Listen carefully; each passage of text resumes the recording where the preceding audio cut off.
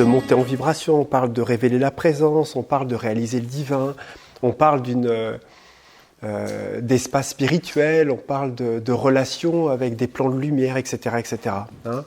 Tout ça toujours dans l'optique de réaliser quelque chose et puis de trouver, on va dire, quelque part un bonheur, une paix, voilà. Et l'erreur que l'on fait tous, c'est que on recherche cet espace. Et on va intérieurement vers tout ce qui ne correspond pas à cet espace. Et malheureusement, en faisant ça, on fuit quelque part et on évite tout ce qui est négatif en nous. On évite, on sent un jugement qui vient, etc. On ne l'écoute pas, on ne l'entend pas, on le refuse. On dit « ouais, non, ça je jette, je refuse ça ». On sent qu'on a une partie de nous qui est prise, qui est machin. On dit « non, j'ai pas besoin de ça ». On sent qu'on n'est pas bien, qu'on tremble intérieurement, qu'on a peur. Hop, on recherche, on se rebranche, on essaie de se reconnecter à des plans supérieurs, etc. Et ça, c'est une erreur. Alors, c'est pas une erreur dans le sens où c'est pas bien de le faire ou choses comme ça, on le fait tous. Hein. Ce que je veux dire simplement, c'est que malheureusement, en faisant ça, on s'éloigne justement de la possibilité de révéler ce que l'on recherche. Hein. Et c'est là, en fait, où situe la problématique. Parce qu'en fait, ce que l'on recherche, quand on parle de présence, c'est la totalité de ce que nous sommes. Quand je dis la totalité, c'est la réalisation, quelque part, de cette conscience indivisible, quelque part, que nous sommes. Tout ces temps, on va dire, toute cette maturité spirituelle que nous avons chacun et vers laquelle, en tout cas, la vie nous amène, nous amène à un moment à réaliser qu'il n'y a nulle part où aller. Vous voyez ? Tant que nous n'avons pas compris qu'il n'y a nulle part où aller autre que ce qui nous traverse, que ce que nous sommes, on continue à créer des dissidences, on va dire, et des divisions en fait en nous-mêmes. Hein ? Et quand on parle comme ça, même dans la formation, et je vous invite comme ça, on va travailler, on va réaliser une relation quelque part avec le divin, on va agrandir, élargir notre conscience pour connecter des plans, en définitive, c'est pas forcément chercher à aller dans des espaces qui sont de plus en plus lumineux parce qu'on a quelque chose à affronter en nous.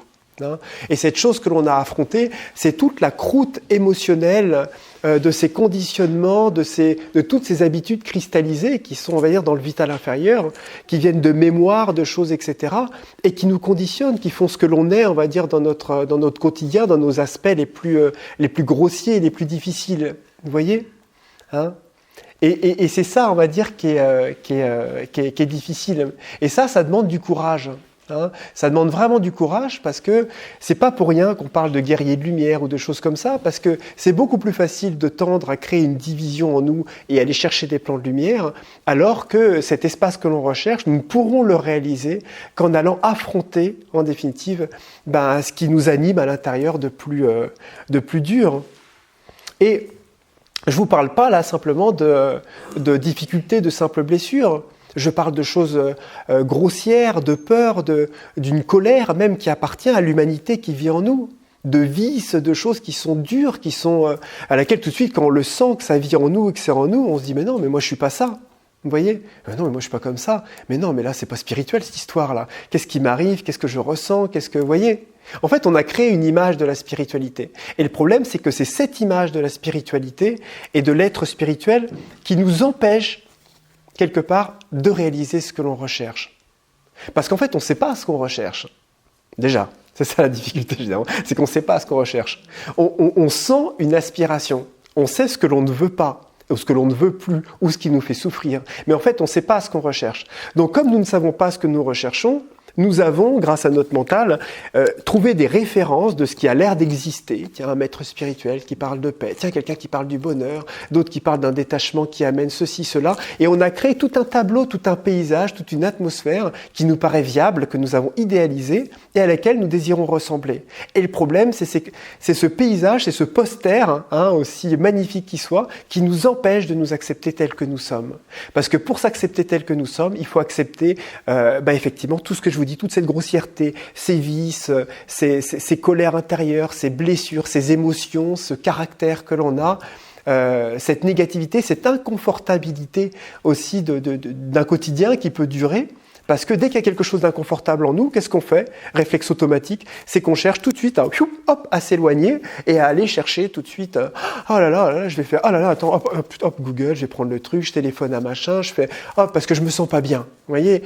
Alors que si on acceptait d'être là où nous sommes, si on acceptait de se regarder tel que nous sommes, quand on va mal et quand quelque chose va mal, quand on sent qu'on est pris par quelque chose de désagréable, qu'on n'a pas digéré quelque chose, qu'on se sent mal avec quelqu'un avec qui ça s'est mal passé, ou envers lequel on a un ressentiment quel qu'il soit, ou quoi que ce soit, il faut comprendre que ça nous appartient.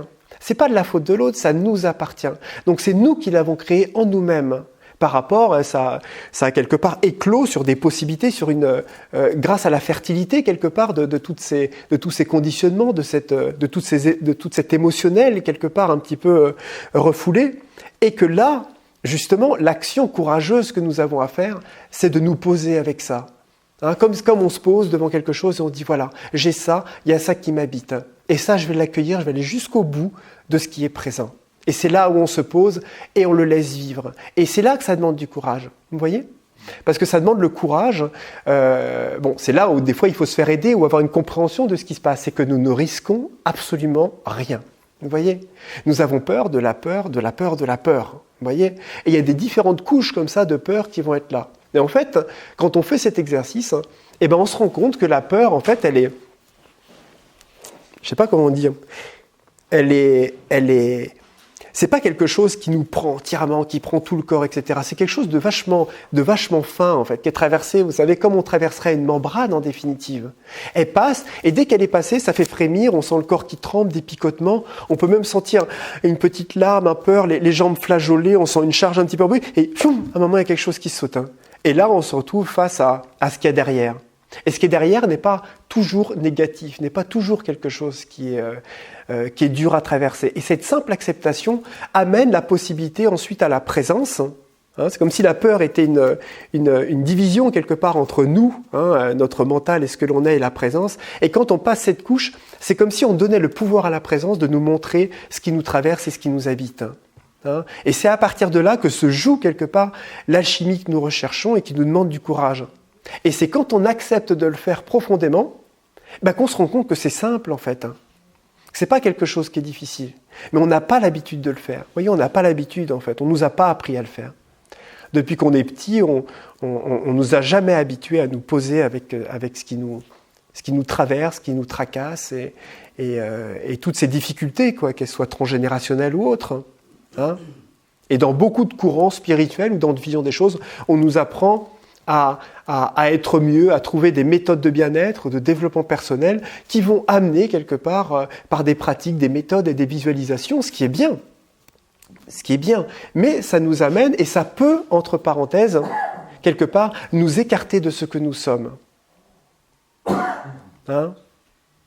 On travaille sur le personnage, on le modèle, on le sculpte, on lui donne un petit peu plus de lumière, etc. Certes, on assainit quelque part certains espaces, on rend plus lumineux certains espaces qui sont confrontés quelque part à la réalité extérieure. Mais ce n'est pas pour autant toujours qu'on nous donne la possibilité de trouver les méthodes pour descendre profondément en nous, affronter ce que nous sommes. Parce que c'est vraiment affronter ce que nous sommes. Et en même temps, après, c'est affronter, en définitive, quand on le comprend, ce que nous ne sommes pas, en fait. Vous voyez ? C'est ça qui est, en fait, extrêmement perturbant, en fait, intérieurement. Et c'est là qu'en fait, il y a un plaisir de vivre, un plaisir de réalisation qui est énorme. On se rend compte que derrière, il y a une vastitude, une éternité qui est là, et qu'on est limité à cause de cette peur et à cause de ces parties-là, qu'on ne veut pas voir, en définitive. Et à un moment, ça se renverse. C'est-à-dire qu'on ne recherche plus la lumière et les plans divins, bien qu'on appelle le divin, et avec la foi et l'aspiration, on se relie, mais on est heureux de voir l'ombre en nous et les émotions qui naissent, parce qu'à chaque fois, on sent que cette rencontre peut faire naître quelque chose de lumineux et nous faire grandir, en fait, véritablement, intérieurement. Vous voyez ? Donc, je vous invite vraiment ce week-end à... Quand vous voyez qu'il y a quelque chose comme ça qui naît en vous, qu'il y a une émotion qui est présente, une peur même avec un esprit de la nature, là où on va aller dehors et faire des choses, une difficulté ou une timidité même avec quelqu'un quand vous êtes en relation, ou un mécontentement, comme je vous dis, ou une critique intérieure ou quelque chose qui vous perturbe, et ben de se poser avec ça. Et de ne pas chercher à le fuir, de ne pas dire « Oh là là, non, je suis en stage. Oh là là, mais non, il ne faut pas. Oh là là, mais non, pas aujourd'hui, c'est pas le moment. » Non, non, au contraire, c'est tout à fait le moment.